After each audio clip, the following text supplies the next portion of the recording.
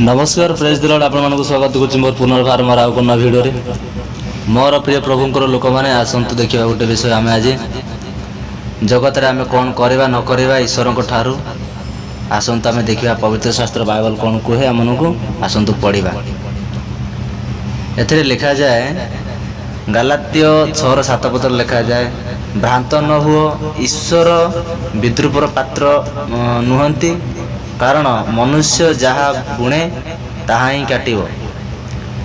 तो आमे माने विश्वास रे हो कि अणविश्वास हो प्रभु को ग्रहण करि थाउ बा न करि थाउ आमर कर्म अनुसार आमको फल दिया जिवो। ता माने जहाँ जो माने जे भलिया काम करिबा तो ताहार फल मध्य आमे पाइबा। तो मोर कहबार अर्थ या जे ईश्वर थाई जदि आम ईश्वर कार्य न करवा जदि जगतर अभिलाष जदि आम मैंने आसक्त हो थाउ तेबे आम मानकर किसी लाभ नहीं। अनेक दिन हो लोक मैंने अनेक विषय रे आसक्त हो परमेश्वर ठारू तुच्छ होई।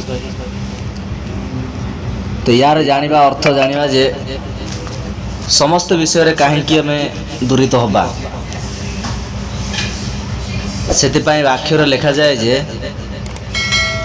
जगतर अभिलाष हुओ नहीं ईश्वर जहाँ चाहती ताहा ही कर।